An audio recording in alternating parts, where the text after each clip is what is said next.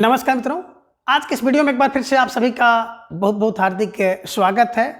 हम आशा करते हैं कि आप सभी स्वस्थ होंगे और आप सबकी तैयारी बहुत अच्छी तरह से चल रही होगी। मित्रों, आज हम मॉडल टेस्ट पेपर भाग 10 के अंतर्गत कुल 90 साधारण से प्रश्न को व्याख्यात्मक तरीके से विस्तृत रूप से और ट्रिक की सहायता से हल करने का प्रयास करेंगे। तो जैसा कि स्क्रीन पर आप देख पा रहे हैं, मॉडल टेस्ट पेपर भाग 10 प्रश्न संख्या 1 है कि प्रत्येक देश का साहित्य वहाँ की जनता की चित्तवृत्तियों का संचित, इसके बाद खाली जगह है, होता है। ठीक है ना, यानी कि प्रत्येक देश का साहित्य वहाँ की जनता की चित्तवृत्ति का संचित क्या होता है।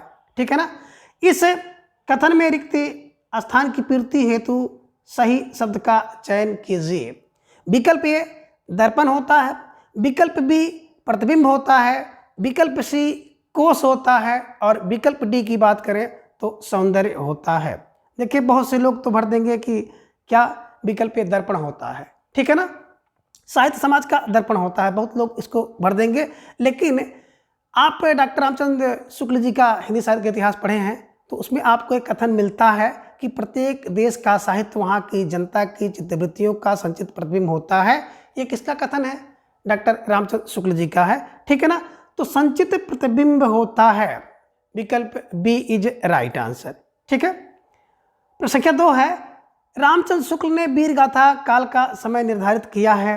विकल्प ए 1050 से 1375 विक्रम संवत, विकल्प बी 1000 से 1370 विक्रम संवत, विकल्प सी 900 से लेकर 1350 विक्रम संवत और विकल्प डी है 1050 से 1300 विक्रम संवत। ठीक है ना, तो आप अगर ढंग से देखे होंगे तो इनका जो समय विभाजन है उसमें आपको बहुत सही मिलेगा कि 1050 से लेकर 1375 विक्रम संवत का जो समय रहा वो आदिकाल था और 1375 से लेकर 1700 विक्रम संवत, बिल्कुल आप सही समझ रहे हैं, भक्ति, और 1700 से लेकर के जो 1900 का समय था वो रीतकाल था और 1900 से लेकर के 1984 विक्रम संवत तक का जो समय था वो आधुनिक काल के अंतर्गत था।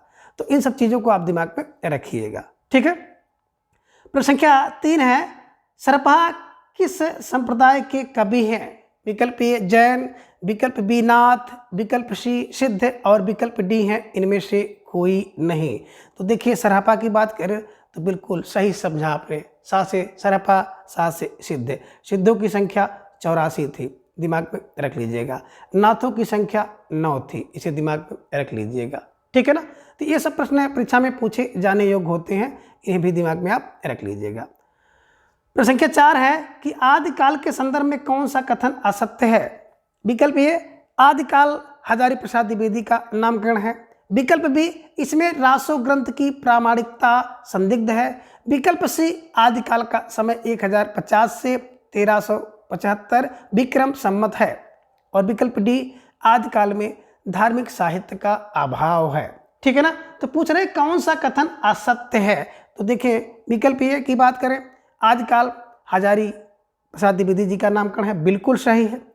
इसमें रासो ग्रंथ की जो प्रामाणिकता है संदिग्ध है, बिल्कुल सही है।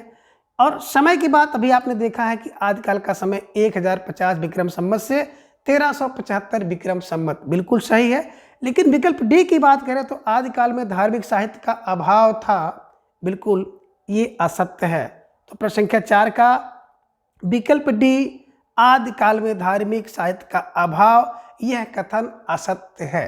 ठीक है, प्रश्न संख्या 5 है, संदेश रासक किस प्रकार की काव्य रचना है? संदेश रासक दिमाग में रख लीजिएगा, संदेश रासक किसकी रचना है? अब्दुल रहमान की है। ठीक है ना, 12वीं शताब्दी का आप कह सकते हैं उत्तरार्ध और 13वीं शताब्दी का पूर्वार्ध। ठीक है, ध्यान में रखिएगा। क्या है? विकल्प ए बता रहे हैं वीर काव्य, विकल्प बी विरह संदेश काव्य, विकल्प सी श्रृंगार काव्य और विकल्प डी है नीति काव्य। तो प्रश्न संख्या 5 में जब आप जाएंगे तो आपको बिल्कुल सही मिलेगा कि एक विरह संदेश काव्य है। इसमें विक्रमपुर की एक वियोगिनी है, तो विक्रमपुर की जो वियोगिनी है उसी वियोगिनी का वर्णन इसमें किया गया है और यह पहला धर्मेतर ग्रंथ है, इसे ध्यान में रखिएगा। और किसी इस्लाम धर्मावलंबी द्वारा जो है सबसे पहले है ना ये ग्रंथ लिखा गया है जो कि धर्म से इतर है, इसे ध्यान में रखिएगा। ठीक है। प्रश्न संख्या 6 है कि गोरखनाथ किसके शिष्य थे? विकल्प ए मत्स्येंद्रनाथ, विकल्प बी चौरंगीनाथ, विकल्प सी गोपीनाथ गोपीचंद और विकल्प डी है भरथरी। तो देखें, गोरखनाथ की बात करें तो गोरखनाथ जो है मत्स्येंद्रनाथ जी के शिष्य थे। इनकी परंपरा की बात करें तो सबसे पहले आदिनाथ आते हैं, आदिनाथ के बाद मत्स्येंद्रनाथ आते हैं और मत्स्येंद्रनाथ के बाद गोरखनाथ जी का क्रम आता है। तो इनके क्रम को लेकर भी कई बार प्रश्न पूछे गए हैं, इसलिए इसे भी आप यहीं पर दिमाग में बैठा लें। ठीक है। तो संख्या 7 है कि संत काव्य का दार्शनिक आधार क्या है? विकल्प ए द्वैत दर्शन, विकल्प बी विशिष्टाद्वैत दर्शन, विकल्प सी अद्वैत दर्शन और विकल्प डी है इनमें से कोई नहीं। तो देखिए, बात करते हैं हम लोग संत काव्य की, तो संत काव्य का जो दार्शनिक आधार है वो है विकल्प सी अद्वैत दर्शन इज राइट आंसर। ठीक है ना। तो प्रश्न संख्या 7 का विकल्प सी अद्वैत दर्शन इज राइट आंसर। ठीक है। प्रश्न संख्या 8 है कि सूफी काव्य में कौन सी विशेषता नहीं है? सूफी काव्य की एक विशेषता इसमें से नहीं है। विकल्प ए प्राचीन अवधि का प्रयोग, विकल्प बी प्रेम तत्व की प्रधानता, विकल्प सी सहिष्णुता और समन्वयशीलता और विकल्प डी है समाज सुधार की अभिव्यक्ति। ठीक है ना। तो बिल्कुल आप सही विकल्प समझ रहे हैं, विकल्प डी है ना। प्रश्न संख्या 8 का विकल्प डी है कि समाज सुधार की अभिव्यक्ति है ना, ये सूफी काव्य की विशेषता नहीं है, इसे ध्यान में रख लीजिएगा। अब आगे हम लोग देखेंगे प्रश्न संख्या 9। अब प्रश्न संख्या 9 की बात की जाए तो प्रश्न संख्या 9 में आप देख पा रहे हैं कि राम को मर्यादा पुरुषोत्तम के रूप में जन जन में प्रतिष्ठित करने का कार्य किसने किया? बहुत आसान सा प्रश्न है, सामान्य तरह का है, सभी लोग इसका उत्तर जानते होंगे। विकल्प ए वाल्मीकि, विकल्प बी तुलसीदास, विकल्प सी रामानंद, विकल्प डी है कबीर। तो बिल्कुल बात करें, राम को मर्यादा पुरुषोत्तम राम के रूप में जन जन में प्रतिष्ठित करने का कार्य विकल्प बी यानी कि तुलसीदास जी ने किया है, इसे आप दिमाग में रख लीजिएगा। प्रश्न संख्या 10 है संतो भाई आई ज्ञान की आधी रे शीर्षक पद के रचनाकार कौन है? कहने का आशा है कि यह पंक्ति किसकी है? विकल्प ए कबीर, विकल्प बी रायदास, विकल्प सी दादू और विकल्प डी है तुलसीदास। तो देखें मित्रों, इसको सभी लोग जान रहे हैं कि संतो भाई आई ज्ञान की आधी रे, भ्रम की टटिया सबे उड़ानी, माया रही ना बांधी रे। तो दिमाग में रख लीजिएगा, ये निश्चित रूप से कबीरदास जी की पंक्ति है। ठीक है ना। रस बिल्कुल इसमें आप देखेंगे शांत रस है, दिमाग में रख लीजिएगा। ठीक है। प्रश्न संख्या 11 है कि पद्मावत यानी कि जायसी की जो कृति है में मुख्यतः किस छंद का प्रयोग हुआ है? दिमाग में रखिएगा। विकल्प ए दोहा, विकल्प बी चौपाई, विकल्प सी है दोहा चौपाई और विकल्प डी है कवित्व। तो प्रश्न संख्या 11 एक बार फिर से देखिए कि पद्मावत यानी कि जायसी में मुख्यतः किस छंद का प्रयोग हुआ है ना। कौन पद्मावत जो जायसी ने लिखा है? ध्यान में रखिएगा, दोहा चौपाई और कवित्व। तो आप बहुत अच्छी तरह से जानते हैं कि इसमें दोहा चौपाई का प्रयोग किया गया है। ठीक है ना, ध्यान में रखिएगा। 7 चौपाई के बाद एक दोहा लिखने की परंपरा इसमें की गई है। ठीक है ना। पद्मावत की रचना जायसी ने किया है। कब किया है? 1540 में किया है। प्रमुख अलंकार की बात करें तो उत्प्रेक्षा में भी हेतु उत्प्रेक्षा इनको प्रिय है, इसे दिमाग में रखिएगा। इसमें कुल 57 आप देख सकते हैं है ना खंड हैं, इसका भी ध्यान में रखिएगा। ठीक है। चलिए प्रश्न संख्या 12 है कि भाषा पर कबीर का जबरदस्त अधिकार था, वे वाणी के डिक्टेटर थे, यह कथन किसका है? कहना कि भाषा पर कबीर का जबरदस्त अधिकार था, वे वाणी के डिक्टेटर थे, यह कथन किसका है? विकल्प ए रामचंद्र शुक्ल, विकल्प बी हजारी प्रसाद द्विवेदी, विकल्प सी परशुराम चतुर्वेदी और विकल्प डी राम कुमार वर्मा। ठीक है ना। तो यहाँ पर देखिए, ये कौन कह सकता है जो 1000 बात करेगा 1000 बात दे देगा, कोई एक बात का 1000 बात बोले, कोई गलती आप कर दीजिए और आपको उस गलती के लिए 1000 बात सुननी पड़े तो समझ लीजिए वाणी का डिक्टेटर है, यानी कि वाणी का तानाशाह कहते हैं, इसकी हिंदी होती है तानाशाह। ठीक है ना। तो कबीरदास को किसने कहा था? हजारी प्रसाद द्विवेदी जी ने कहा था। इसे ध्यान में रखिएगा, ठीक है ना। और देखिए इनकी भाषा को पंचमेल खिचड़ी किसने कहा? तो हमने बताया था कि पंचमेल खिचड़ी अगर कोई बना दे तो सुंदर हो जाएगी, यानी कि श्याम सुंदर दास जी ने कहा। सदुकड़ी भाषा, भैया साधु सदुकड़ी, तो साधु राम राम करते हैं, यानी कि रामचंद्र शुक्ल जी ने इनकी भाषा को सदुकड़ी भाषा कहा है। इसे भी दिमाग में रखिएगा, ठीक है। चलिए, हमारा उद्देश्य है कि इन 90 प्रश्नों के माध्यम से जितनी भी स्मृति हमारी काम करे, हम लोग उन प्रश्नों को भी चर्चा कर लें, देख लें, क्योंकि इस समय जो परीक्षा का पैटर्न है कहीं से भी और कुछ भी पूछा जा सकता है। आप लोग चैनल को अगर सब्सक्राइब नहीं किए हैं तो उसे सब्सक्राइब भी कर लें, और आप लोग कमेंट बॉक्स में आपको कौन सा सुझाव देना है ना, ये भी कमेंट जरूर करें। और हमारे कुछ भाई बहन बहुत अच्छे कमेंट करते हैं, तो बिल्कुल उनका स्वागत है कि आप लोग इस तरह से हमें अवगत कराते रहें, और जो कुछ भी आप हमसे चाहते हैं उसको कमेंट करें। आपका समय रहते सबको पूरा करने की कोशिश करूँगा। आपके लिए 2 क्लासें डॉक्टर बच्चन जी के जो कथन है तैयार कर रहा हूँ, आचार्य रामचंद्र शुक्ल जी के जो भी कथन है उसकी भी बिल्कुल तैयारी हम शुरू कर दिए हैं। और इस समय थोड़ा सा सीबीएसई बोर्ड है ना की कापियों का जो मूल्यांकन कार्य चल रहा है उसमें ड्यूटी आ गई है, तो थोड़ा सा आप सबके लिए कार्य हमें बाधित रहेगा। लेकिन जैसे वहाँ से हम खाली होकर आ रहे हैं, तुरंत आपके डॉक्टर बच्चन सिंह की और डॉक्टर रामचंद्र शुक्ल जी के जो कथन हैं उसकी भी क्लास आपको मिल जाएगी, ठीक है ना। और इसके अलावा जितने भी टॉपिक मैंने पढ़ाया है, ट्रिक से पढ़ाया है, विस्तृत रूप से पढ़ाया है, तो सभी टॉपिक के प्रश्नाभ्यास आपको शीघ्र मिलने शुरू हो जाएंगे।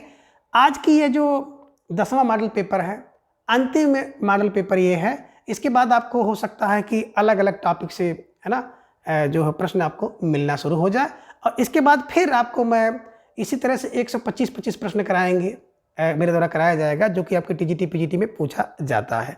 चलिए, बहुत ज़्यादा बात नहीं करना यहाँ पे आपके लिए अच्छा रहेगा, हम लोग अपने विषय वस्तु पर आ रहे हैं। तो प्रश्न संख्या यहाँ पर हम देखेंगे 13 कि तुलसीदास की भक्ति में किस भाव की प्रधानता है? विकल्प ए, है ना, मोटी बात आप करिए कि तुलसीदास की भक्ति है ना किस भाव की थी। विकल्प ए माधुर्य, विकल्प बी सखा भाव, विकल्प सी प्रेमा भाव, और विकल्प डी है दास भाव।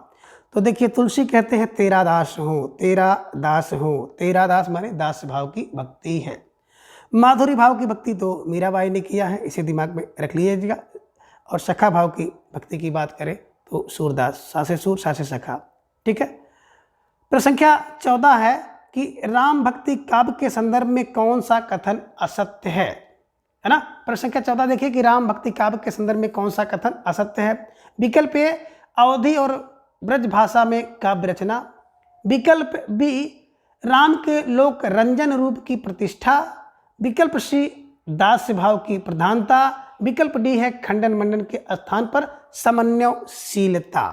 तो देखिए, जहाँ तक आप अगर सही समझ रहे होंगे तो देखिए, अवधि और ब्रज भाषा में काव्य रचना हुई थी, दास्य भाव की भक्ति की प्रधानता भी आपने देखा है, और खंडन मंडन के स्थान पर समन्वयशीलता की बातें यहाँ पर कही गई हैं। लेकिन विकल्प बी जो यहाँ पर दिखाई दे रहा आपको, राम के लोक रंजन नहीं, बल्कि यहाँ पे होना चाहिए था लोक मंगल रूप की प्रतिष्ठा, ठीक है ना। तो प्रश्न संख्या 14 का विकल्प बी इज राइट आंसर, कि विकल्प बी राम के लोक रंजन रूप की प्रतिष्ठा वाला विकल्प असत्य है, ठीक है ना। प्रश्न संख्या 15 है कि सूरदास द्वारा रचित दृष्टकूट पदों का अर्थ है। विकल्प ए रास लीला के पद, विकल्प बी भ्रमर गीत के पद, विकल्प सी है अर्थ गोपन शैली के पद, और विकल्प डी है इनमें से कोई नहीं। तो अगर हम लोग बात करें दृष्टकूट पदों का अर्थ, तो दृष्टकूट पदों का अर्थ होता है रास लीला के पद। प्रश्न संख्या 15 का विकल्प ए इज राइट आंसर, ठीक है। प्रश्न संख्या 16 है कि भ्रमर गीत में गोपियां किससे तर्क वितर्क करती हैं। दिमाग में रखिएगा, जो भ्रमर गीत आप देखते हैं उसमें गोपियां किससे तर्क वितर्क करती हैं, ठीक है ना। विकल्प ए कृष्ण से, विकल्प बी आक्रूर से, विकल्प सी बलराम से, और विकल्प डी उद्धव से। तो आसान सा प्रश्न है ना, श्री कृष्ण तो चले गए हैं और अपने फ्रेंड जिनका नाम उद्धव है, उद्धव को भेजते हैं कि गोपियों को जाकर के निर्गुण ब्रह्म की उपासना करने के लिए बता दो। तो अब निर्गुण ब्रह्म की उपासना के महत्व को बताने के लिए वो आए हैं। कौन? उद्धव आए हैं। तो उसी बीच उद्धव से जो तर्क वितर्क हो रहा है गोपिकाओं का, इसलिए प्रसंख्या 16 का विकल्प डी इज राइट आंसर। ठीक है ना। अक्रूर कौन है? थोड़ा सा देख लीजिए। अक्रूर यही अक्रूर जी हैं जो कि श्री कृष्ण और बलराम को लेने के लिए आए थे। बलराम को आप जान ही रहे हैं, श्री कृष्ण के बड़े भ्राता श्री बलराम जी हैं। ठीक है। आगे है प्रश्न संख्या 17, निम्नलिखित में कौन रीतिबद्ध कवि है? रीतिबद्ध माने ऐसा कवि जो रीति में बद्ध करके, है ना, काव्य रचना किया है। विकल्प ए बिहारी, विकल्प बी घनानंद, विकल्प सी रसलीन और विकल्प डी है केशव दास। सबसे पहले तो आप प्रश्न को बिल्कुल ध्यान से पढ़ें। कह रहे रीतबद्ध कवि हैं, है ना, रीतबद्ध कवि हैं। तो सबसे पहले आप देख लीजिए, रीत सिद्धि में बिहारी और रसलीन आते हैं। तो विकल्प ए और सी तो आपका ऐसे ही खारिज हो गया। ठीक है ना। विकल्प बी घनानंद, और घनानंद के बारे में हमने बताया था कि द्विज देव क्या करता है, बोधा क्या करता है, बोधा द्विज देव के 8 शेर धन दे करके मुक्ति हो गया, है ना। तो बोधा क्या करता है, 8 शेर धन दे करके द्विज देव की रीत से मुक्ति हो जाता है। ठीक है ना। बोधा, आलम, घनानंद, ठाकुर, ठीक है ना। तो ये सब आपने देखा है, तो दिमाग में रख लीजिएगा। घनानंद क्या है? रीत मुक्त कवि हैं। और यहाँ पे विकल्प डी केशव दास ही केवल बच रहे हैं, यानी कि रीत मुक्त के अलावा, पहले तो रीत मुक्त लिख दिए, 8 शेर धन दे करके बोधा द्विज देव से मुक्त हो गया। तो ये सारे के सारे कवि रीत मुक्त हैं। रीत सिद्ध 2 हैं, बिहारी और रसलीन, और बाकी जितने बच गए उनको आप दिमाग में रख लीजिएगा, वे शेष कवि जो हैं रीतबद्ध हैं। तो यहाँ पर विकल्प डी इज राइट आंसर। ठीक है। प्रश्न संख्या 18 है कि रीत काल में किस भाषा का साहित्यिक सौंदर्य पूर्ण रूप से व्यंजित हुआ है ना। तो बता रहे हैं कि रीत काल में किस भाषा का जो साहित्यिक सौंदर्य है पूर्ण रूप से व्यंजित हुआ है। विकल्प ए अवधी, विकल्प बी ब्रजभाषा, विकल्प सी मैथिली और विकल्प डी है खड़ी बोली। तो रीत काल में अगर बात हम लोग करें तो बिल्कुल विकल्प बी ब्रजभाषा। ठीक है। ब्रजभाषा का जो साहित्यिक सौंदर्य है ये पूर्ण रूप से व्यंजित हुआ है, इसे दिमाग में रख लीजिएगा। ठीक है। प्रश्न संख्या 19 है, रीत सिद्ध काव्य से तात्पर्य है। विकल्प ए काव्य कला की सिद्धि कराने वाला काव्य, विकल्प बी सिद्ध कवियों द्वारा रचित काव्य, विकल्प सी है विभिन्न काव्यांगों का परिचय देने वाला काव्य, और विकल्प डी है सरस्वती देवी की सिद्धि का काव्य। तो देखें, अगर रीत सिद्ध के तात्पर्य काव्य से तात्पर्य पूछा जाता है ना, तो आप दिमाग में बिल्कुल रखिएगा कि विभिन्न काव्यांगों का परिचय कराने वाला जो काव्य होता है उसे रीत सिद्ध काव्य कहते हैं, और ऐसे कवि को रीत सिद्ध कवि कहते हैं। ठीक है, इसे दिमाग में रख लीजिएगा। ठीक है। प्रश्न संख्या 20 है कि भूषण का वास्तविक नाम था। अब भूषण का वास्तविक नाम क्या था? विकल्प ए घनश्याम, विकल्प बी रासबिहारी, विकल्प सी कृष्णदास और विकल्प डी है चंद्रभूषण। तो दिमाग में रख लीजिएगा, भूषण का जो वास्तविक नाम था घनश्याम था। क्या था? घनश्याम था। ठीक है। प्रश्न संख्या 21 है, केशवदास का जन्म स्थान, है ना, कहाँ है, या केशवदास का जन्म कहाँ हुआ था? विकल्प बी ग्वालियर, विकल्प बी चित्रकूट, विकल्प सी है बांदा और विकल्प डी है ओरछा। तो दिमाग में रख लीजिएगा, केशवदास का जो जन्म हुआ था ओरछा में हुआ था। ठीक है। प्रश्न संख्या 22 है, आगे के कवि रिझी हैं तो कविताई ना तो राधिका कन्हाई सुमिरन को बहानो है। उपयुक्त उक्ति किसकी है? विकल्प ए घनानंद, विकल्प बी विकल्प बी बिहारी, विकल्प सी भिखारी दास और विकल्प डी है केशव दास। तो देखिए, ये भिखारी कहते हैं कि आगे के कवि रिझी हैं तो कविताई, और ना ही तो राधिका कन्हाई सुमिरन को बहानो है। तो दिमाग में रख लीजिएगा, मोटी मोटी बात, ऐसी बातें कौन कह सकता है? भिखारी ही कह सकता है भैया। आगे अगर कोई रिझ जाए तो कविताई है, ना कोई रिझ है तो राधिका सुमिरन को बहानो है। ठीक है, इसे दिमाग में रख लीजिएगा। प्रश्न संख्या 23 है, काव्य शिल्प की दृष्टि से भारतेंदुगीन कविता में कौन सी विशेषता नवीन है ना। तो कह रहे काव्य शिल्प की दृष्टि से भारतेंदुगीन कविता में कौन सी विशेषता नवीन है? विकल्प ए अलंकारों का सहज प्रयोग, विकल्प बी नवीन छंदों का प्रयोग, विकल्प सी प्रसिद्ध कृतियों का काव्य अनुवाद और विकल्प डी है खड़ी बोली हिंदी में काव्य रचना। तो कह रहे काव्य शैली की दृष्टि से भारतेंदु जोगींद्र कविता में कौन सी विशेषता नई है? तो बिल्कुल नई यही है क्या कि खड़ी बोली में, है ना, खड़ी बोली हिंदी में काव्य रचना, ये नई विशेषता है। ठीक है ना। तो प्रश्न संख्या 23 का विकल्प डी इज राइट आंसर। ठीक है। प्रश्न संख्या 24 है कि प्रिय प्रिय प्यारे तिहारे निहारे बिना अखिया दुखियां नहीं मानती हैं, पंक्ति किसकी है?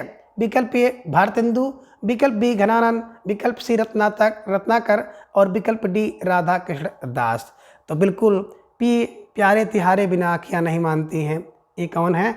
विकल्प ए भारतेंदु इज राइट आंसर। ठीक है। प्रश्न संख्या 25 है कि हिंदी कविता में स्वच्छंदतावाद के प्रथम कवि कौन है ना? विकल्प ए हरिऔध, विकल्प बी श्रीधर पाठक, विकल्प सी राधा कृष्णदास और विकल्प डी है निराला। तो बिल्कुल स्वच्छंदतावाद के प्रथम कवि हैं श्रीधर पाठक। ठीक है। प्रश्न संख्या 26 है निम्नलिखित में सही संबंध स्थापन कौन सा है ना? इस तरह से आप देख रहे हैं श्रीधर पाठक, प्रियप्रवास और महाकाव्य।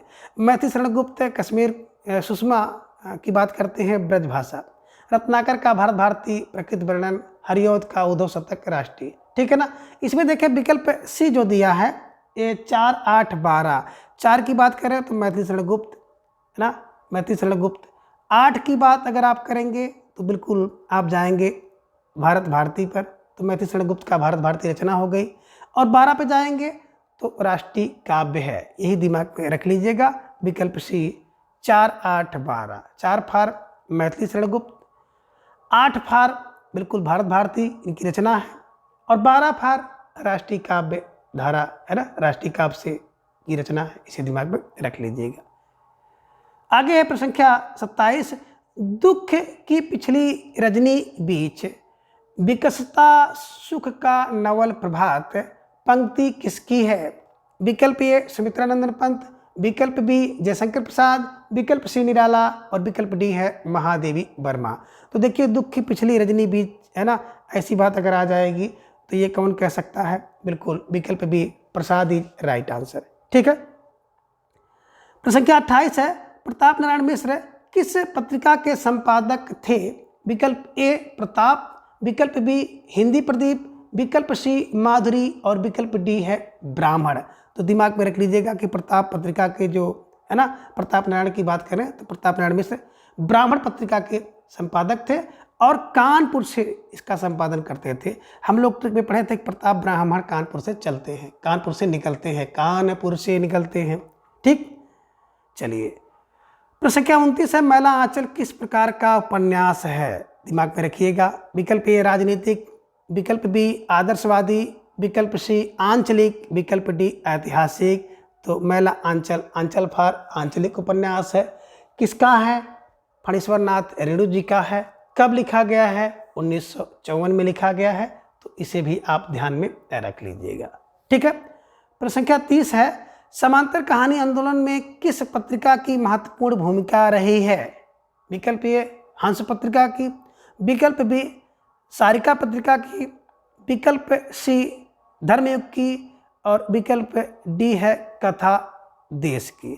तो बिल्कुल अगर हम लोग बात करें समांतर पत्रिका, है ना, समांतर कहानी आंदोलन किस पत्रिका की, तो जो सारिका पत्रिका थी जिसके जो संपादक थे राजेंद्र यादव, ठीक है ना, उनका ढेर सारा अगर आप देखेंगे तो इसका महत्व रहा, इसे दिमाग में रख लीजिएगा। ठीक है ना। चलिए प्रश्न संख्या 31 है निम्नलिखित में किस आचार्य ने रस को काव्य का मुख्य तत्व माना है? विकल्प ए भरत मुनि, विकल्प बी मम्मट, विकल्प सी राजशेखर और विकल्प डी की बात करें तो डंडी है। क्या कह रहे हैं कि किस आचार्य ने रस को काव्य का मुख्य माना है? तो आप दिमाग में बिल्कुल सही आ गया कि भरत मुनि। ठीक है ना। भरत मुनि जी की बात करें तो इनका जन्म 2री शताब्दी में हुआ है। इनका जो ग्रंथ है वो आप जानते हैं नाट्य शास्त्र है, दिमाग में रख लीजिएगा।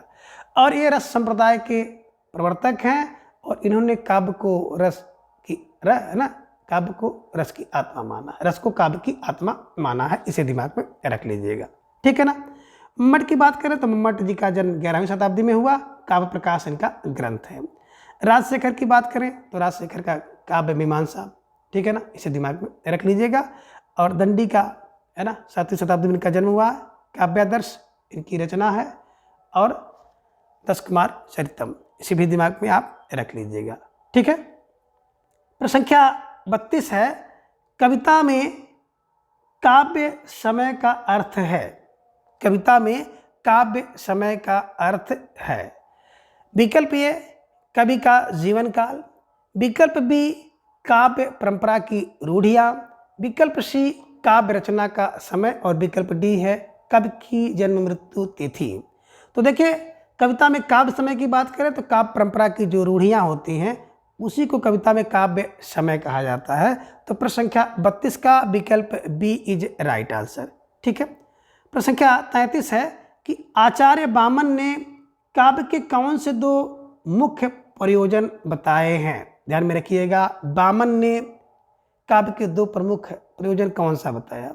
विकल्प ए काम और मोक्ष, विकल्प बी धर्म और अर्थ, विकल्प सी है कीर्ति और प्रीति और विकल्प डी है अर्थ और कीर्ति। तो देखिए बात करते हैं हम लोग वामन जी की, तो वामन ने है ना 2 मुख्य प्रयोजन बताया था, कीर्ति और प्रीति, इसे दिमाग में रख लीजिएगा। प्रश्न संख्या 33 का विकल्प सी इज राइट आंसर, ठीक है। प्रश्न संख्या 34 है, निम्नलिखित में कौन वैदिक छंद है, ठीक है ना। आप छंद की बात करेंगे तो छंद 2 प्रकार के मिलेंगे आपको, है ना, मात्रिक और वैदिक। तो वैदिक छंद पूछ रहे हैं, विकल्प ए दोहा, विकल्प बी सोठा, विकल्प सी रोला और विकल्प डी है सवैया, ठीक है ना। तो यहाँ पे विकल्प डी सवैया इज राइट आंसर।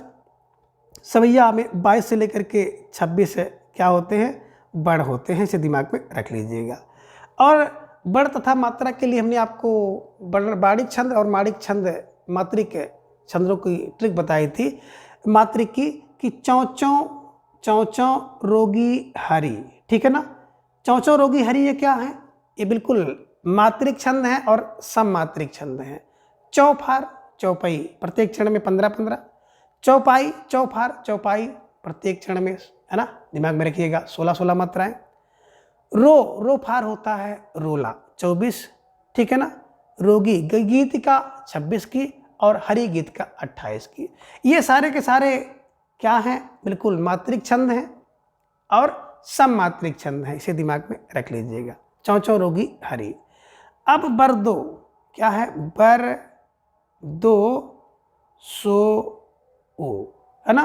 अब बर दो सो की बात करें, बर फार बरवे अर्ध सममात्रिक 12-7, दो फार दोहा 13-11, सो फार सोठा 11-13 और उल्लाला, ठीक है ना।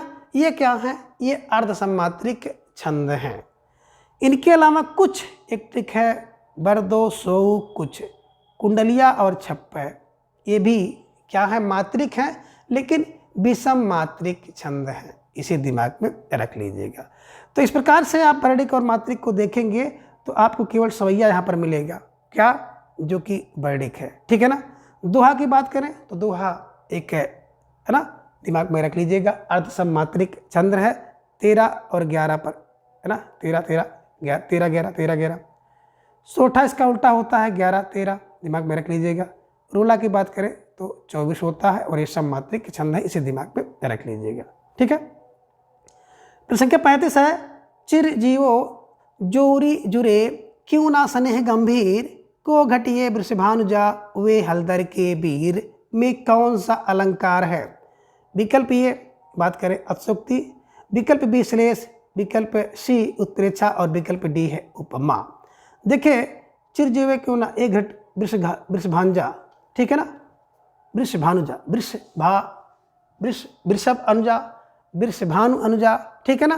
तो इसके इसी में कई अर्थ चिपका हुआ है, ठीक है ना। तो इसमें श्लेष अलंकार है, जब एक शब्द के कई अर्थ हो तो श्लेष अलंकार। अतिशयोक्ति किसी युक्ति को बढ़ा चढ़ा के कहा जाए, अतिशयोक्ति होता है पारी परात को हाथ छुए नहीं, है ना, नैनन के जल सुपक धोए, अतिशयोक्ति अलंकार। उत्प्रेक्षा मन मानो जन जानो, ठीक है ना, उत्प्रेक्षा अलंकार होता है, इसे ध्यान में रखिएगा। उस काल मारे क्रोध के तन कांपने उनका लगा, मानो हवा के वेग से सोता हुआ सागर जगा।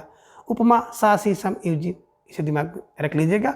तो प्रश्न संख्या 35 का विकल्प बी श्लेष अलंकार इज राइट आंसर।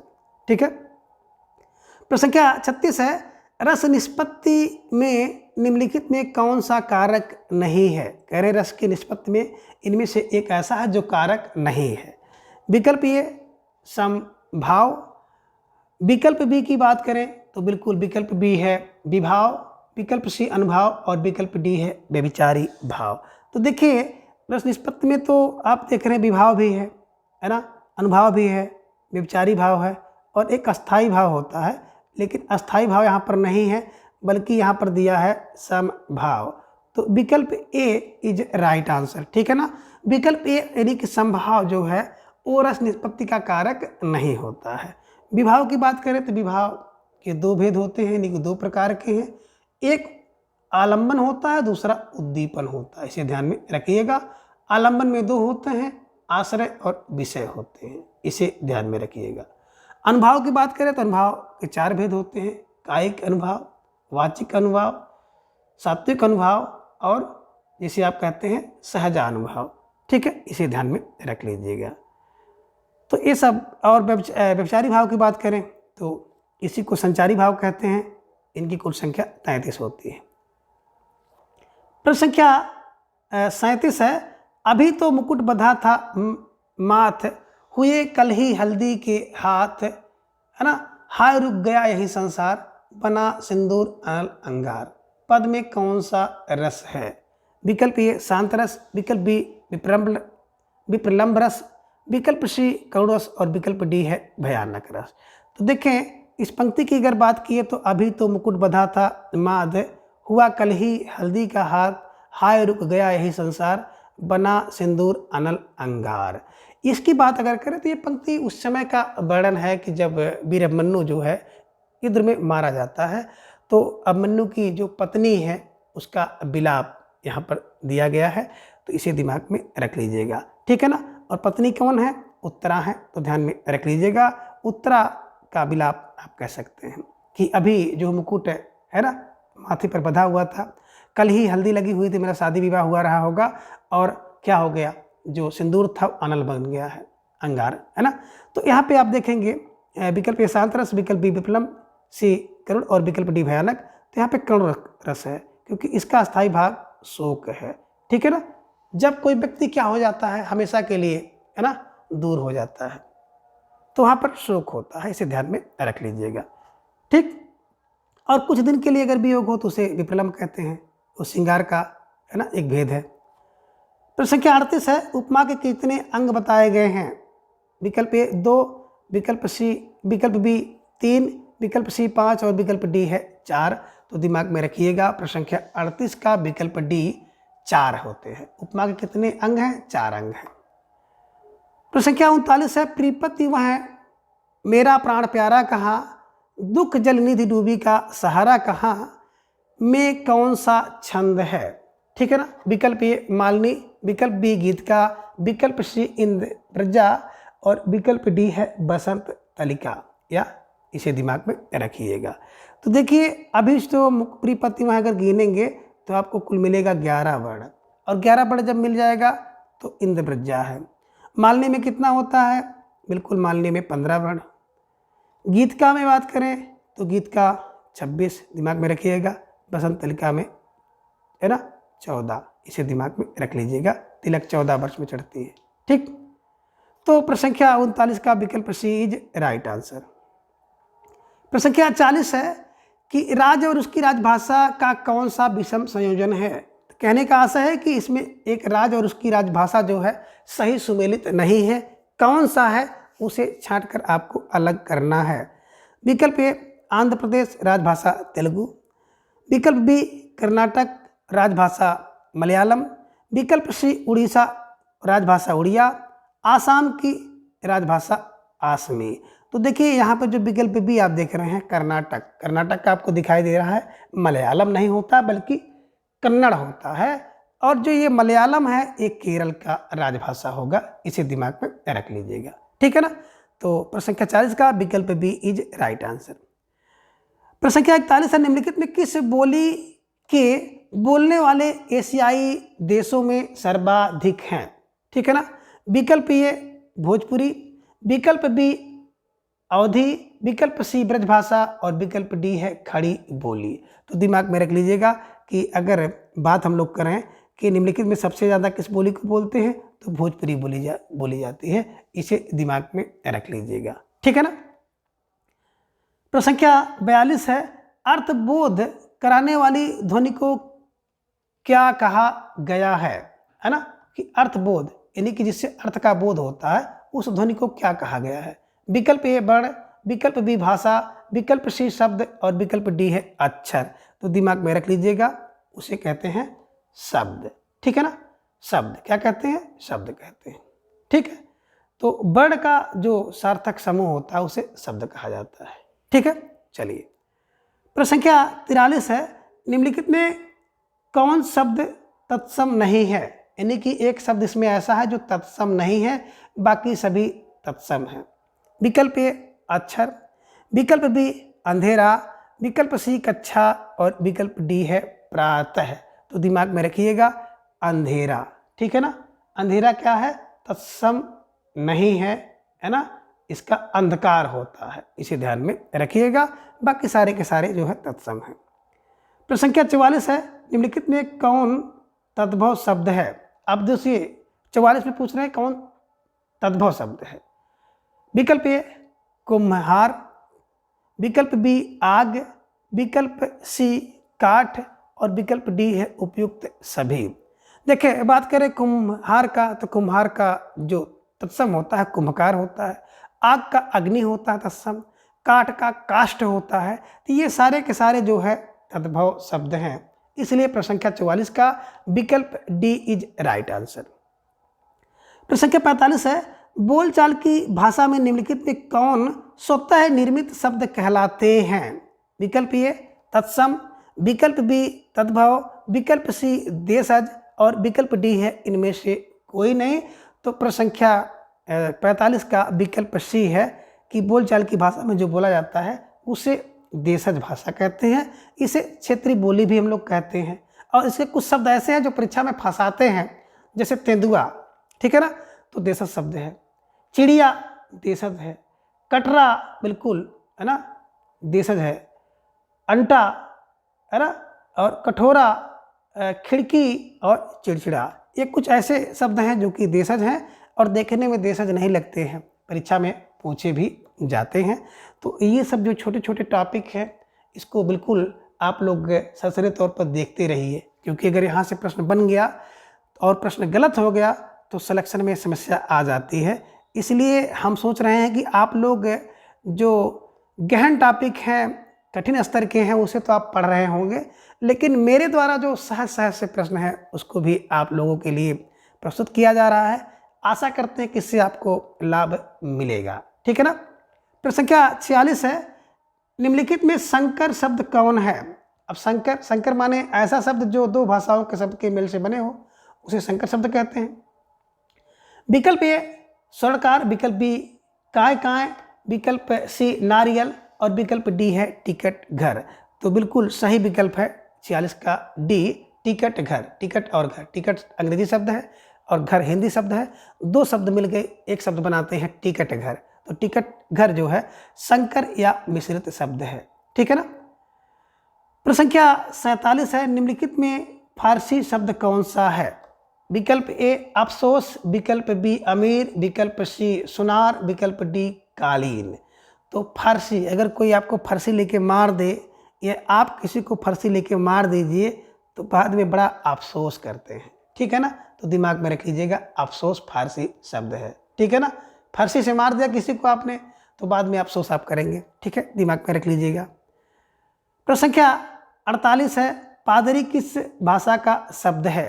विकल्प ए अंग्रेजी, विकल्प बी पुर्तगाली, विकल्प सी है अरबी और विकल्प डी है क्या हिंदी।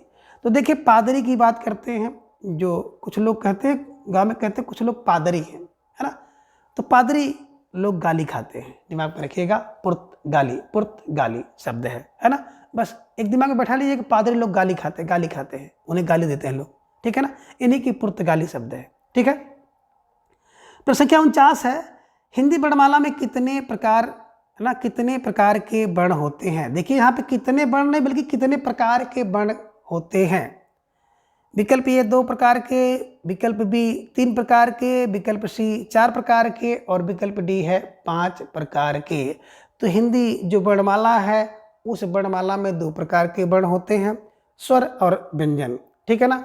स्वर वे वर्ण जो स्वतंत्र रूप से उच्चारित किए जाते हैं, जिन्हें उच्चारण करने के लिए किसी दूसरे वर्ण की सहायता नहीं लेनी पड़ती है, उसे स्वर कहते हैं।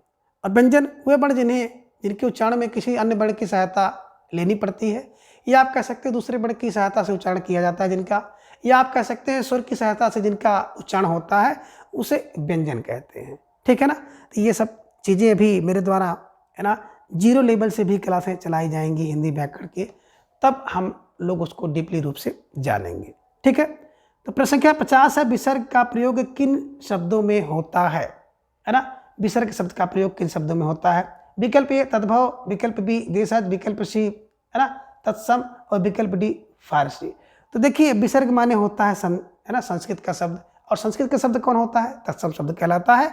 तो प्रश्न संख्या 50 का विकल्प सी इज राइट आंसर। प्रश्न संख्या 51 है, उपयुक्त चित्र किस कवि या कवित्री का है। तो दिमाग में रख लीजिएगा। विकल्प ए सुभद्रा कुमारी चौहान, विकल्प बी शिवानी, विकल्प सी बंग महिला, और बंग महिला का एक नाम था राजेंद्र बाला घोष, ठीक है ना।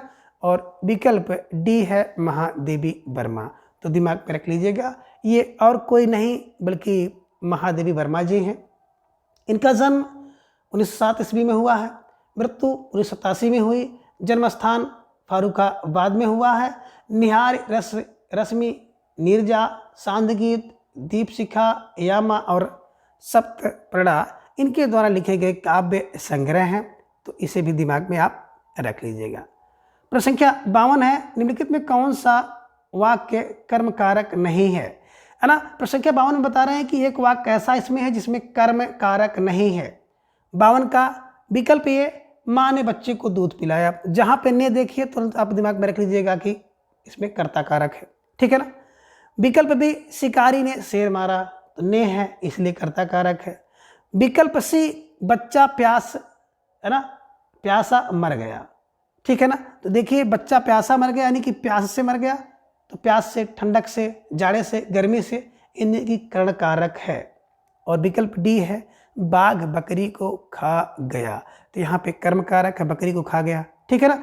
तो आप दिमाग में रखिएगा विकल्प सी है ना, बच्चा प्यासा मर गया यानी कि प्यास से मर गया। विकल्प सी में कर्ण कारक है, बाकी जो है उनमें कर्म कारक है ना इसमें नहीं है, इसे ध्यान में रख लीजिएगा, ठीक है ना। बाकी सब में कर्म कारक है और कर्ता कारक दोनों है।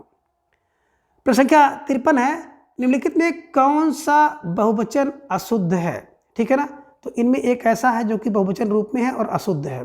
विकल्प ये, पाठक का पाठकगण, प्रत्येक का हरेक, नारी का नारी वृंद और आपका आप लोग। तो देखिए जो विकल्प बी है, प्रत्येक का हर एक, ये विकल्प अशुद्ध है क्योंकि प्रत्येक का बहुवचन नहीं होता है, इसे ध्यान में रखिएगा, ठीक है। प्रश्न संख्या 54 है, गीता कौन सा संज्ञावाचक शब्द है। विकल्प ए व्यक्तिवाचक, विकल्प बी जातिवाचक, विकल्प सी गुणवाचक और विकल्प डी है समूहवाचक। इसे ध्यान में रखिएगा। गीता एक नाम है और जब कोई नाम हो जाता है तो व्यक्तिवाचक संज्ञा होता है।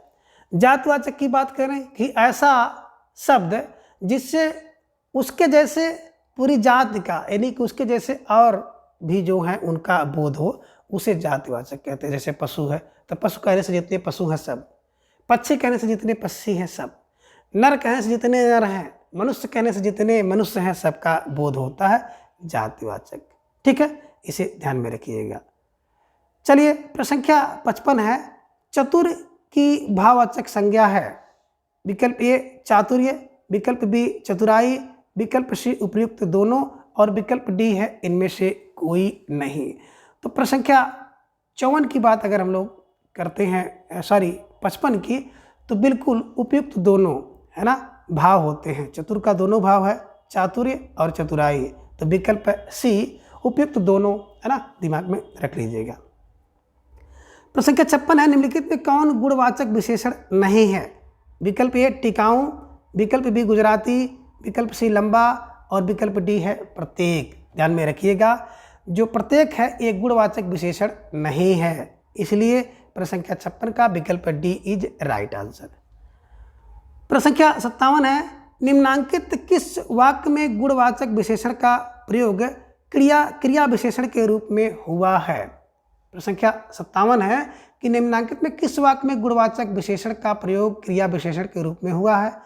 विकल्प ए लता बहुत मधुर गाती है, विकल्प बी कदाचित तुम सही कह रहे थे, विकल्प सी जो भी हो तुम्हें अवश्य जाना है, और विकल्प डी है तुम कह रहे हो इसलिए मैं मान लेता हूँ। ठीक है ना, इसमें कह रहे हैं कि कौन क्रिया विशेषण के रूप में प्रयोग हुआ है, तो विकल्प आप ए पे जाइएगा, लता बहुत मधुर गाती है। ठीक है ना, तो प्रश्न संख्या 57 का विकल्प ए इज राइट आंसर। ठीक है। प्रश्न संख्या 58 है, निम्नलिखित में कौन शब्द स्त्रीलिंग है? विकल्प ए अध्याय, विकल्प बी उपहार, विकल्प सी सूचना और विकल्प डी है बहुमत। तो एक इसमें से स्त्रीलिंग शब्द है, इसे ध्यान में रखिएगा। ठीक है ना, कौन? देखिए अध्याय पुल्लिंग है, उपहार पुल्लिंग है, बहुमत पुल्लिंग है, लेकिन सूचना, है ना, प्रश्न संख्या 58 का विकल्प सी सूचना इज राइट आंसर। इन्हीं की सूचना शब्द स्त्रीलिंग है, बाकी सभी पुल्लिंग है। प्रश्न संख्या 59 है, पुल्लिंग स्त्रीलिंग में कौन विषम है? विकल्प ए चाचा का चाची, विकल्प बी बनिया का बनियाइन, विकल्प सी लंगोट का लंगोटी और विकल्प डी है सोनार का सोनारिन। दिमाग में रखिएगा। तो इसको अगर देखा जाए मोटा मोटा, तो ये प्रश्न अपने आप में खुद ही जो है ना, विवादित है ना। ठीक है, इसे दिमाग में रख लीजिएगा। प्रश्न संख्या 60 है, निम्नलिखित में कौन इंद्र का पर्यायवाची नहीं है? विकल्प ए देवराज, विकल्प बी देवेश, विकल्प सी सुरपति और विकल्प डी है मध्वा। देखिए देवराज, देवेश, सुरपति ये सब के सब इंद्र के पर्यायवाची हैं, लेकिन ये मध्वा नहीं बल्कि मधवा होता है और मघवा होता है। इंद्र की पर्यायवाची मध्वा नहीं होता है, इसलिए प्रश्न संख्या 60 का विकल्प डी इज राइट आंसर। प्रश्न संख्या 61 है, निम्नलिखित में आदि का विलोम शब्द है? विकल्प ए प्रथम, विकल्प बी अंतिम, विकल्प सी अंत और विकल्प डी है आद्य।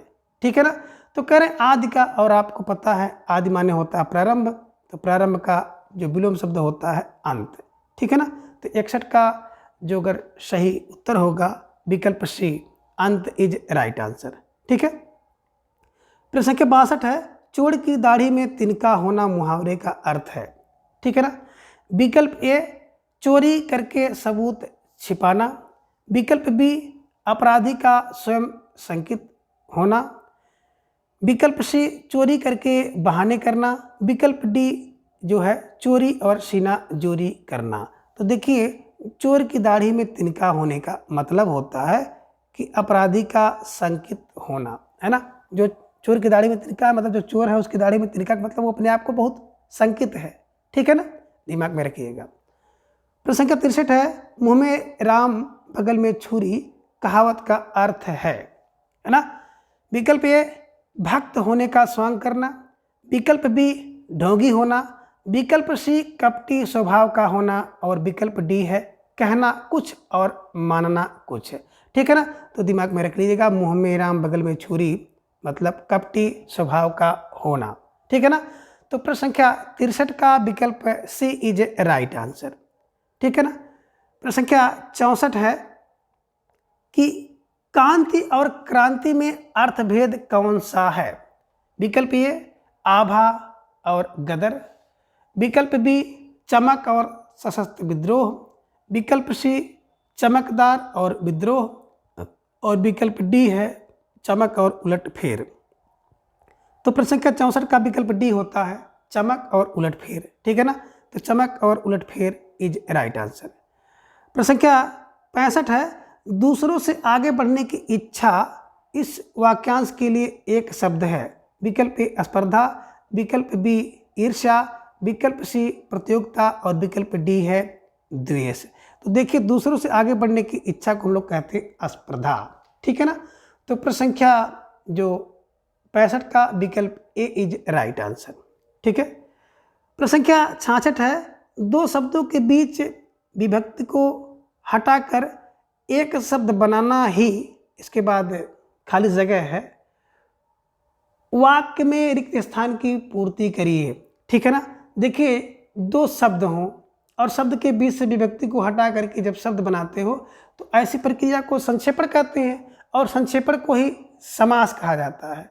तो दिमाग में रख लीजिएगा कि बीच की विभक्ति को हटाना, लोप करना ही समास कहलाता है। जैसे आप कहते हैं कि राम की माता, सॉरी राजा की माता कर लीजिए, राजा की माता, और बीच में विभक्ति आपने हटा दिया कि हटा करके कर देते हैं राजमाता, ठीक है ना। तो राजमाता क्या हो गया, यही समास हो गया, यानी समासिक पद हो गया। इसे दिमाग में रख लीजिएगा, ठीक है ना। तो संधि कहते हैं, समास कहते हैं, उपसर्ग कहते हैं या प्रत्यय कहते हैं। तो बिल्कुल सही हो गया कि ये ना दो पदों के बीच की विभक्ति को लोप करके पदों का संक्षिप्त रूप करना है ना, समास कहलाता है। और समास का महत्व आवश्यकता इसलिए है क्योंकि आपको अधिक शब्द ना कहना पड़े, इसलिए हम लोग समासिक पद का प्रयोग करते हैं, ठीक है। प्रश्न संख्या 67 है, रुपया पैसा में कौन सा समास है। विकल्प ए अव्ययी भाव, विकल्प बी क्रमधारय, विकल्प सी द्वंद्व और विकल्प डी है द्विगु समास। तो देखिए, रुपया पैसा की बात करते हैं तो रुपया और पैसा, यानी कि विकल्प सी द्वंद्व समास, ठीक है। इसे दिमाग में रख लीजिएगा। प्रश्न संख्या 68 है, निम्नलिखित में शुद्ध वाक्य कौन सा है। पाप को डरो पापी से नहीं, विकल्प ए है पाप को डरो पापी से नहीं, विकल्प बी छत में मत चढ़ना, विकल्प सी मैं तुम्हारे सहारे से हूँ और विकल्प डी है पुस्तक में क्या लिखा है ना। तो कह रहे हैं कि इनमें से कौन सा वाक्य शुद्ध है। एक वाक्य शुद्ध है ना। देखिए, कह रहे हैं पाप को डरो, ये पाप को नहीं बल्कि पाप से डरो, पापी से नहीं होना चाहिए था, है ना। छत में मत कूद, मैंने छत से मत कूद चढ़ना, छत में मत चढ़, छत पर मत चढ़ना, ठीक है ना। मैं तुम्हारे सहारे से हूँ, मैं तुम्हारे सहारे हूँ, सहारे से हूँ नहीं, ठीक है ना। तो विकल्प डी है ना, पुस्तक में क्या लिखा है, यही वाक्य शुद्ध है। बाकी सारे के सारे वाक्य ए बी सी तीनों अशुद्ध हैं, ठीक है। प्रश्न संख्या 69 है, निम्नलिखित में कौन सा शब्द शुद्ध है। विकल्प ए स्वाभाविक, विकल्प बी स्वाभाविक, विकल्प सी स्वाभाविक और विकल्प डी है स्वाभाविक। तो प्रश्न संख्या 69 का जो विकल्प ए है स्वाभाविक इज राइट आंसर, ठीक है। प्रश्न संख्या 70 है, निम्नलिखित में कौन सा शब्द अशुद्ध है। विकल्प ए मालूम, विकल्प बी पूज्य, विकल्प सी भाषाएं और विकल्प डी है ज्येष्ठ है, ठीक है ना। तो 70 की बात हम लोग कर रहे हैं। यहाँ पर अगर कह रहे हैं अशुद्ध, तो देखिए जो पूज्य शब्द होता है इसमें दीर्घ ऊ की मात्रा होती है, ठीक है ना। इसलिए संख्या 70 का विकल्प बी इज राइट आंसर, ठीक है। प्रश्न संख्या 71 है, परमेश्वर में कौन सी संधि है। विकल्प ए विसर्ग संधि, विकल्प बी दीर्घ संधि, विकल्प सी वृद्ध संधि और विकल्प डी है गुण संधि। तो बिल्कुल 71 का विकल्प डी इज राइट आंसर, ठीक है ना। परम धन ईश्वर बराबर परमेश्वर, ठीक है। प्रश्न संख्या 72 है, इत्यादि का कौन सा संधि विच्छेद सही है। विकल्प ए इत धन यादि, विकल्प बी इत्य धन आदि, विकल्प सी इत धन आदि और विकल्प डी इनमें से कोई नहीं। तो प्रश्न संख्या 72 का विकल्प सी इज राइट आंसर, इत धन आदि बराबर होता है इत्यादि, ठीक है। प्रश्न संख्या 73 है, निम्नलिखित में किस वाक्य में योजक चिन्ह का सही प्रयोग हुआ है। विकल्प ए उसके यहाँ मेरा उठना बैठना है, विकल्प बी आज कुछ गाना बजाना हो जाए, विकल्प सी ब्रिज कृष्ण की लीला भूमि है और विकल्प डी है उपयुक्त सभी। तो कह रहे हैं निम्नलिखित में किस वाक्य में योजक चिन्ह का सही प्रयोग हुआ है। तो बिल्कुल उपयुक्त सभी इज राइट आंसर, इसे दिमाग में रख लीजिएगा, ठीक है। प्रश्न संख्या 74 निम्नलिखित में कौन सा भास का नाटक नहीं है ना। इनमें से एक भास का नाटक नहीं है। विकल्प ए उत्तरराम चरितम, विकल्प बी स्वप्नवास दत्तम, विकल्प सी अभिषेक, विकल्प डी बाल चरित्र। तो देखिए स्वप्नवास दत्तम की बात करें तो स्वप्न 6 अंक है। बाल चरित्र दिमाग में रखिएगा, एक चरित्र होता है 1 अंक का है। अभिषेक बिल्कुल 6 है ना। तो स्वप्नवास दत्तम, बाल चरित्र और अभिषेक ये तो बिल्कुल है ना भास जी के नाटक हैं। लेकिन उत्तर रामचरितम की बात करें तो उत्तर रामचरितम जो है भवभूत जी का नाटक है, ठीक है ना। इसके अलावा महावीर चरितम और मालती माधव भी इनके द्वारा लिखे गए अन्य है ना ग्रंथ हैं, ठीक है। चलिए तो प्रश्न संख्या 74 का विकल्प ए इज राइट आंसर। प्रश्न संख्या 75 है कि भास को कविता कामनी का हास किसने कहा। विकल्प ए भारव, विकल्प बी भवभूत, विकल्प सी बाणभट्ट और विकल्प डी है जयदेव। तो दिमाग में रखिएगा जयदेव जी ने इनको है ना कविता कामनी का हास कहा है, इसे दिमाग में रखिएगा, ठीक है ना। भारव जी की बात करें तो भारवी द्वारा लिखा गया जो ग्रंथ है किरतार्जुनीय। बाणभट्ट का हर्षचरित है। भवभूत का उत्तर रामचरितम अभी आपने देखा है ना। महावीर चरितम और मालती माधवम देखा। जयदेव का गीत गोविंद है। तो इन सबको लगे हाथ इसे भी देख के हम लोग चलेंगे। प्रश्न संख्या 76 है कि सूर्य यु गतो राम है, सूर्य दिवस यु लक्ष्मणो अनुगत है, पंक्ति किस रचना से उद्धृत है। विकल्प ए बाल चरित्र, विकल्प बी प्रतिमा नाटकम, विकल्प सी स्वप्नवास दत्ता और विकल्प डी है प्रतिज्ञा यकुंद नारायण। तो देखिए ध्यान से देखेंगे तो प्रतिमा नाटकम से ये पंक्ति ली गई है, ठीक है ना। इसलिए प्रश्न संख्या 76 का विकल्प बी इज राइट आंसर, ठीक है। प्रश्न संख्या 77 है कि काव्य दर्श का मुख्य वर्ण विषय है। विकल्प ए अलंकार, विकल्प बी रस, विकल्प सी ध्वनि और विकल्प डी है उपयुक्त सभी। तो ध्यान में रखिएगा काव्य दर्श का जो मुख्य विषय है वो अलंकार है, ठीक है ना, इसे ध्यान में रखिएगा। प्रश्न संख्या 78 है किस रचना में कुटनियों का वर्णन किया गया है। विकल्प ए कादम्बरी, विकल्प बी मृच्छकटिका, विकल्प सी 10 कुमार चरितम और विकल्प डी है रत्नावली, ठीक है ना। तो प्रश्न संख्या 78 में कह रहे हैं किस रचना में कुटनियों का वर्णन किया गया है। तो दिमाग में रखिएगा कुटनी 10, कुटनी कितनी 10 कुमार चरितम। दिमाग में रखिएगा कि 10 कुमार चरितम में कुटनियों का वर्णन किया गया है, ठीक है। प्रश्न संख्या 79 है कि दंडी के जीवन चरित्र का उल्लेख उनकी किस रचना में मिलता है। विकल्प ए 10 कुमार चरितम, जिनमें कुटनियों का वर्णन मिलता है। विकल्प बी अवंत सुंदरी, विकल्प सी काव्यादर्श और विकल्प डी है उपयुक्त सभी। तो दंडी जी के जीवन चरित्र का उल्लेख किस रचना में मिलता है, जो सुंदरी होगा, अवंत सुंदरी। किसमें, अवंत सुंदरी में दंडी जी के जीवन चरित्र का उल्लेख मिलता है, ठीक है। प्रश्न संख्या 80 है उत्तर रामचरितम का अंगी रस क्या है। विकल्प ए श्रृंगार, विकल्प बी वीर, विकल्प सी शांत और विकल्प डी है करुण। तो दिमाग में रखिएगा प्रश्न संख्या 80 का यानी कि रामचरितम का उत्तर रामचरितम का अंगी रस होता है करुण रस। और इन्होंने यानी कि भवभूत जी ने एक जगह कहा भी है एको रस करुणम में हुई हो, है ना, एक ही करुण रस को इन्होंने रस माना है, ऐसा दिमाग में रख लीजिएगा, ठीक है। प्रश्न संख्या 81 है निम्नलिखित में कौन गुण संधि का शब्द नहीं है। विकल्प ए तथेति, विकल्प बी पित्राज्ञा, विकल्प सी देवर्षि और विकल्प डी है महलकार है, महलकार है।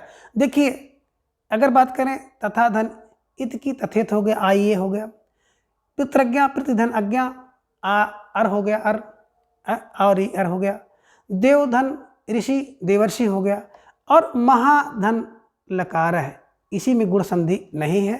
तो प्रश्न संख्या 81 का विकल्प डी इज राइट आंसर, ठीक है। प्रश्न संख्या 82 है मो अनुसार है किस संधि का सूत्र है। विकल्प ए अनुसार, विकल्प बी अनुसार अनुनासिक, विकल्प सी विसर्ग और विकल्प डी इनमें से कोई नहीं।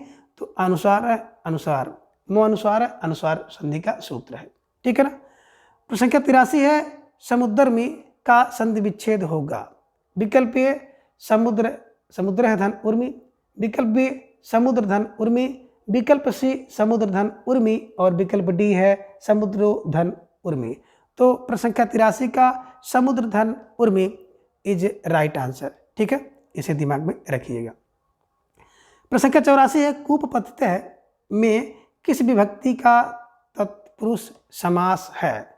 कूपपतितः, विकल्प ए तृतीया, विकल्प बी पंचमी, विकल्प सी षष्ठी और विकल्प डी है सप्तमी। तो देखिए कूपपतितः की बात करते हैं तो कूप में पतितः है ना, इन्हीं की सप्तमी व्यक्ति होगा, है ना। और सप्तमी व्यक्ति का मतलब होता है कि अधिकरण।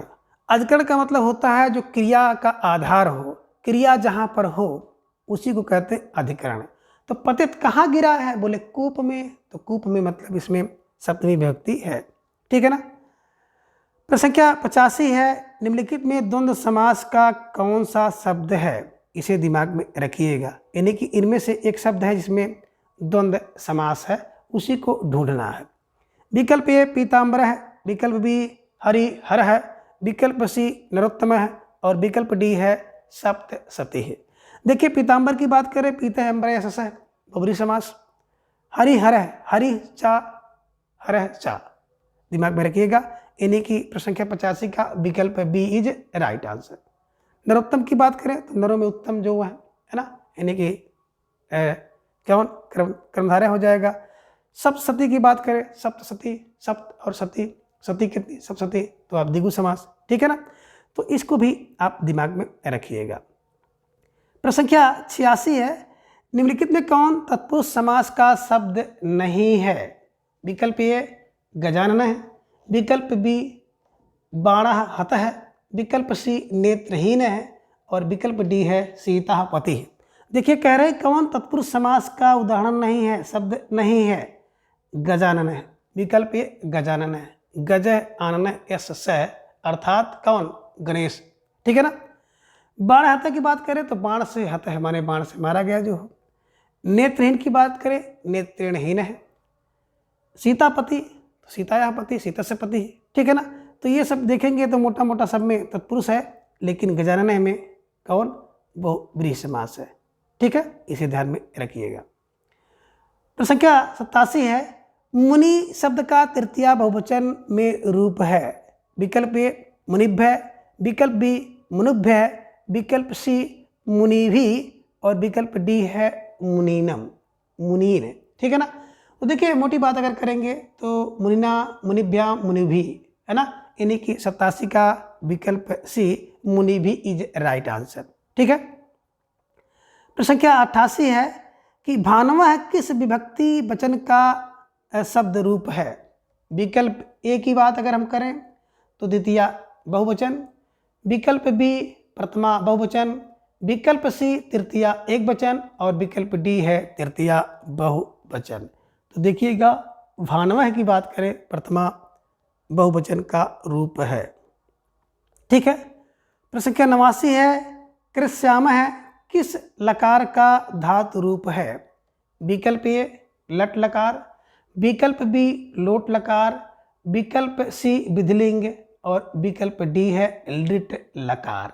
देखिए कृष्यत, कृष्यत, कृष्याम, है ना, ये बात कहाँ पे आएगी? बिल्कुल लिट लकार पे आएगी, भविष्यत काल। ठीक है ना। लोट लकार आज्ञार्थक काल, लट लकार की बात करेंगे तो वर्तमान काल, विधिलिंग की बात करेंगे तो चाहिए के अर्थ में होता है। ठीक है, इसे ध्यान में रखे रहिएगा। अब प्रश्न संख्या 90 और अंतिम प्रश्न है, और इसके साथ ही जो 10 मॉडल पेपर थे वो भी आज कंप्लीट कर लिए जाएंगे। तो अब आगे से हम लोग टॉपिक वार एक एक टॉपिक का जो प्रश्न है उसका अभ्यास करेंगे। ठीक है ना। और आप लोगों से थोड़ा सा गुजारिश है कि आप लोग अधिक से अधिक संख्या में हमारे साथ जुड़े, जिससे हमको भी थोड़ा सा मोटिवेशन मिले, काम करने के लिए हम भी थोड़ा सा बाध्य हों। ठीक है ना। और जब आपकी संख्या थोड़ा सा कम रहती है तो हमारी भी जिम्मेदारी उसी प्रकार से कम हो जाती है, लेकिन जब आपकी संख्या अच्छी खासी रहती है तो जिम्मेदारी भी उतनी ही ज़्यादा बढ़ती है। ठीक है ना। प्रश्न संख्या 90 है कि ददामी लट लकार के किस पुरुष वचन का धातु रूप है? विकल्प ए उत्तम पुरुष एक वचन, विकल्प बी उत्तम पुरुष द्विवचन, विकल्प सी मध्यम पुरुष एकवचन और विकल्प डी है इनमें से कोई नहीं। तो प्रश्न संख्या 90 की अगर बात हम करेंगे तो ददाम उत्तम पुरुष एक वचन है ना, कहते हैं पठांग पठावह पठाम, ठीक है ना, ददाम ददावह ददाम। तो ये दिमाग में रख लीजिएगा। और इस प्रकार से इन 90 प्रश्नों के माध्यम से आप लगभग 100 से 150 प्रश्नों को आसानी से कर सकते हैं। तो वीडियो देखने के बाद आपको थोड़ा सा भी लाभ पहुंचा हो तो चैनल को सब्सक्राइब करके हमारे साथ जुड़ करके टीजीटी हिंदी, पीजीटी हिंदी और नेट जेआरएफ आदि हिंदी की तैयारी आप बेहतरीन तरीके से कर सकते हैं। इसके साथ ही आप जो टेट और सुपर टेट होता है उसमें जो हिंदी का संपूर्ण पाठ्यक्रम है वो भी आपको इसी प्लेटफॉर्म पर मिलेगा, विस्तृत रूप से मिलेगा, ट्रिक की सहायता से मिलेगा और पूरी ईमानदारी के साथ मिलेगा। मैं जितना कहता हूँ उससे ज़्यादा करता हूँ। आप जाके देख सकते हैं कि लगभग 650 प्लस वीडियो मेरे द्वारा लगभग 2 से 3 महीने के अंदर यूट्यूब पर अपलोड किया गया है और सब जो है लगभग 2 घंटे 4 घंटे से लेकर के आपको 20-30 मिनट की भी क्लासें मिलेंगी। 1 मिनट 2 मिनट 4 मिनट की क्लासें आपको नहीं मिलेंगी। और मैं कह नहीं रहा हूँ, आप जाके देख लीजिए, तमाम आपको यूट्यूब चैनल मिलेंगे। अगर इससे ज़्यादा मैटर इतने कम समय में फ्री में और ट्रिक से मिल जाए तो आप यहाँ मत आइएगा, वहाँ पढ़िएगा, ठीक है ना। लेकिन आप मेरे काम को देखिए और फिर उसको पढ़िए, उसके बाद अपने परिणाम को देखिए। निश्चित रूप से आपको विश्वास होगा और एक बार आप हमसे जुड़ेंगे तो दोबारा यहाँ से बिल्कुल हटेंगे नहीं। तो ठीक है, आज की इस वीडियो में बस इतना। तो आज की इस वीडियो के साथ आपकी ये जो सीरीज है प्रश्नाभ्यास की लगभग समाप्त होती है। आगे से हम लोग टॉपिक वार किसी टॉपिक को लेंगे और उस पर आधारित प्रश्नों का अभ्यास करेंगे। इधर सीबीएसई बोर्ड के मूल्यांकन काम में थोड़ा सा हम बिजी हैं, जैसे वहाँ से खाली होंगे आपके लिए एकदम बिल्कुल धुआंधार तरीके से टॉपिक वार प्रश्नाभ्यास जारी रहेगा। तब तक के लिए धन्यवाद, नमस्कार, बाय।